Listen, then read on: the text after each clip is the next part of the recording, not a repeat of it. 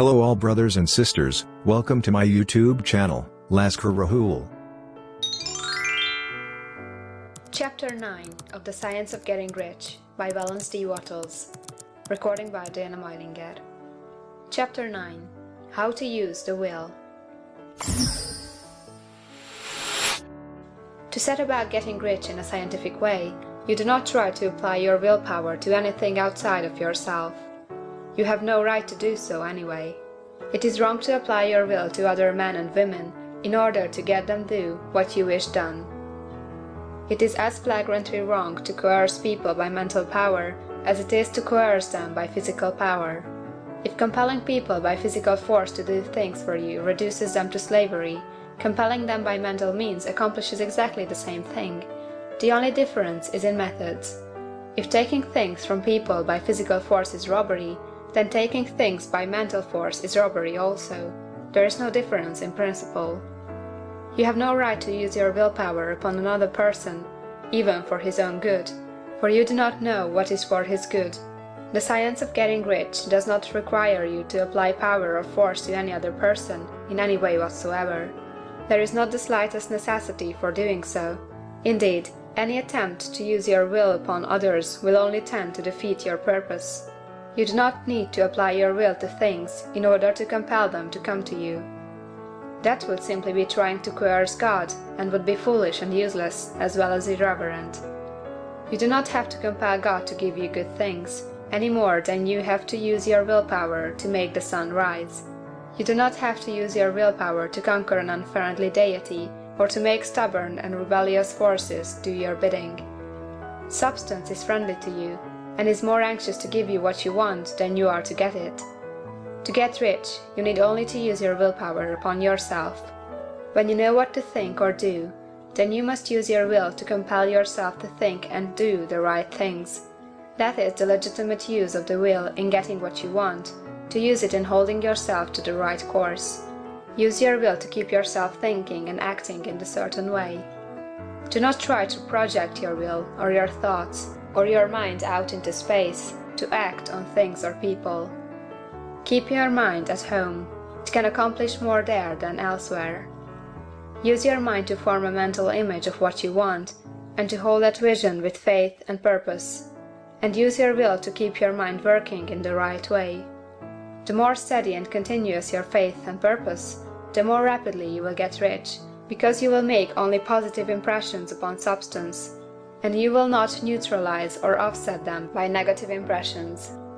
The picture of your desires, held with faith and purpose, is taken up by the formless, and permits it to great distances throughout the universe for all I know. As this impression spreads, all things are set moving toward its realization. Every living thing, every inanimate thing, and the things yet uncreated, are stirred toward bringing into being that which you want. All force begins to be exerted in that direction. All things begin to move toward you. The minds of people, everywhere, are influenced toward doing the things necessary to the fulfilling of your desires, and they work for you unconsciously. But you can check all this by starting a negative impression in the formless substance. Doubt or unbelief is as certain to start a movement away from you as faith and purpose are to start one toward you. It is by not understanding this that most people who try to make use of mental science in getting rich make their failure. Every hour and moment you spend in giving heed to doubts and fears, every hour you spend in worry, every hour in which your soul is possessed by unbelief, sets a current away from you into the whole domain of intelligent substance. All the promises are unto them that believe, and unto them only. Notice how insistent Jesus was upon his point of belief, and now you know the reason why. Since belief is all important, it behooves you to guard your thoughts, and as your beliefs will be shaped in a very great extent by the things you observe and think about, it is important that you should command your attention. And here the will comes into use, for it is by your will that you determine upon what things your attention shall be fixed. If you want to become rich, you must not make a study of poverty. Things are not brought into being by thinking about their opposites. Health is never to be attained by studying disease and thinking about disease. Righteousness is not to be promoted by studying sin and thinking about sin. And no one ever got rich by studying poverty and thinking about poverty. Medicine as a science of disease has increased disease. Religion as science of sin has promoted sin. And economics as a study of poverty will fill the world with wretchedness and want. Do not talk about poverty. Do not investigate it or concern yourself with it. Never mind what its causes are. You have nothing to do with them. What concerns you is the cure. Do not spend your time in charitable work or charity movements. All charity only tends to perpetuate the wretchedness it aims to eradicate. I do not say that you should be hard-hearted or unkind, and refuse to hear the cry of need.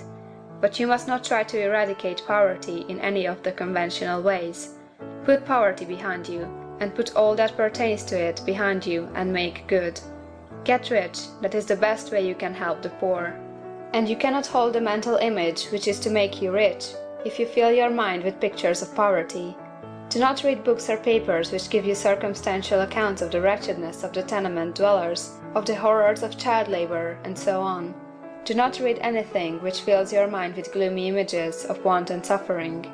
You cannot help the poor in the least by knowing about these things, and the widespread knowledge of them does not tend to do away with poverty. What tends to do away with poverty is not the getting of pictures of poverty into your mind, but getting pictures of wealth into the minds of the poor. You are not deserting the poor in their misery when you refuse to allow your mind to be filled with pictures of that misery. Poverty can be done away with, not by increasing the number of well-to-do people to think about poverty, but by increasing the number of poor people who purpose with faith to get rich.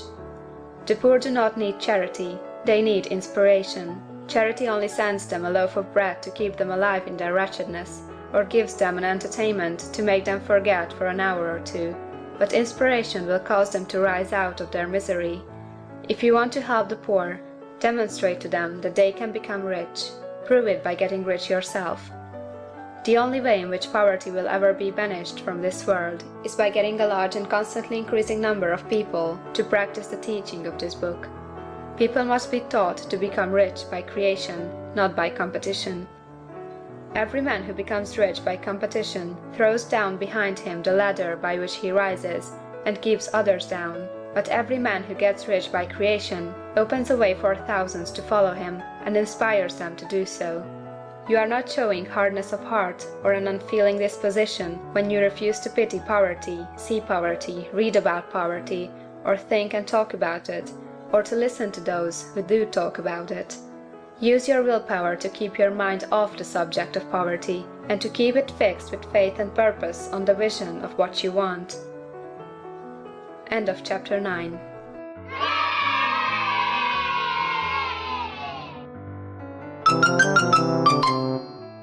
Thank you for watching this video.